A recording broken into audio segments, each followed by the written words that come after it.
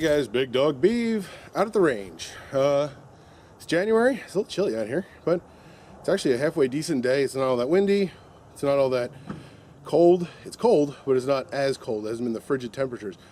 Okay, you guys probably saw my last video. Hopefully you saw my last video with the big announcement that I am going down to Florida in March to participate in the Florida State Championships for IDPA. So what does that mean? That means we have some work to do.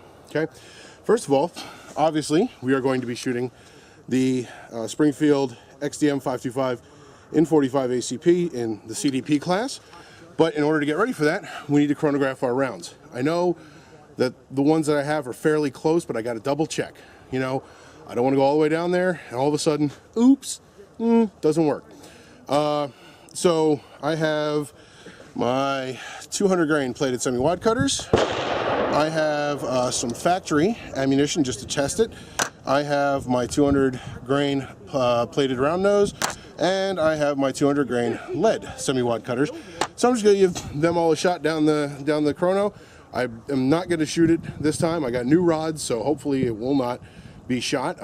Once again, don't need to show you guys the chronograph. I'll come back when it's all said and done, and we're going to give you the results. At the same time, you can see behind me, probably about 20 yards, 25 yards away. All of those on the, it'll be on the left. See, L. Anyway, all those on the left are the ones I'm going to be aiming for. So at the same time, I'm also going to be working on my long distance shooting as well as chronographing. So we're going to be doing kind of a couple things at once. So when we come back, I'll give you guys the results, and hopefully this will be one less thing on my punch list done. So see you in a few minutes.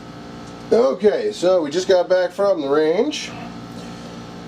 And the reason I didn't shoot the rest of this at the range and did it here at the bench is because it was getting cold out, the sun was going down, and people were around. So here is a post-mortem on what happened today. Okay, so I decided to chrono my rounds. I chronoed my plated semi-wad cutters with 5 grains of bullseye. I chronoed my plated round nose with 5 grains of bullseye, and my lead semi-wad cutters with 4.7 grains of bullseye. Okay, first of all, I shot all my plated semi-wad cutters because I just wanted to get rid of them. The reason why I wanted to get rid of them, I'm still having a couple problems with the rounds going into battery. It was just a couple rounds, it wasn't a whole lot. So it could be still my OAL, could be my crimp, got to work on that. On top of that, the 5 grains of bullseye did not make power factor in the Springfield XDM 525, which is amazing because they did make power factor in a 5-inch barrel, and a 5 1/4 inch barrel should actually be faster. I attribute that to the fact that it was 40 degrees outside. Okay, when I go to Florida, I'm going to be shooting in about 70 to 75 degree weather. I imagine it's going to be faster. However, I don't want to take that chance, so I'm going to up to 5.1 to 5.2 grains of bullseye, and we're going to give that a try.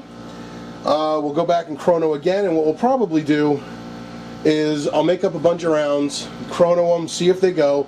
If they make power factor, great. Then what I'm going to do is I'm going to hold off for a while. When I get closer, sometime in February, I am going to re-chrono my rounds and see if hopefully it's a little bit warmer out, something along those lines. Okay? So the good part is that aside from the couple of rounds that failed to go into battery with the semi-wad cutters, the plated semi-wad cutters, everything else ran great. Had to do some dialing in with the rear sight. Oh, and I'd forgotten to mention, we have put on the Dawson Precision front sight, taking out the original. So if you look here, I'm going to try and get that in there. Okay, you can see that it is much thinner. I am looking, from a distance, it worked a lot better than the stock sight. Getting the other sight out was really a big pain in the ass, to be perfectly honest with you. Thank God I had a gunsmith do it. He had to drill it out. He had to cut out the original front sight to get this one in. It was in there that tight. Okay, so plated semi-wad cutters didn't make power factor. Plated round nose didn't make power factor. But both of these are really close. They're just not there yet. Actually, from an average standpoint, the average is about right. Unfortunately, I don't want it to be that close. So if I up it 1/10 of a grain, hopefully that'll get me what I need. down in Florida, that's going to get me hopefully definitely within. However, the 4.7 grains of bullseye for the lead semi-wide cards, as you can see in here, I randomly picked rounds. I did the same here as well. Get out of my way. So this way I wasn't going, okay, well, let's just take these or these. I went all over the place because these were all over the place as to when I did them, when I made them. But these guys right here, these definitely make power factor. The average is about 850, which is great. So if worse comes to worse, as much as I don't want to use the lead for competition, I will if I have to. The point is that I'm actually going to, when I re-chrono, it gives me hopefully a couple weeks before, again, before the competition, so then that'll give me time to get rounds shipped down to Florida, because I'll be staying with my family. If I have to, I'll load up the lead and I'll take those and maybe some factory rounds, if I cannot get the plated to work the way I want it to. So that is where we stand. Next up, we have a couple of fine-tuning things to do. I mean, I got a whole list of things that I want to get done before. A lot of it is some training stuff. I'm going to try and film whatever I can. I don't think you guys are going to be interested in me dry fire training in the house, because that'd probably be just really boring. But so far, the frog lube is holding up really well. Okay, let's take a look at the slide there. See how dirty it is, and just wiped right off.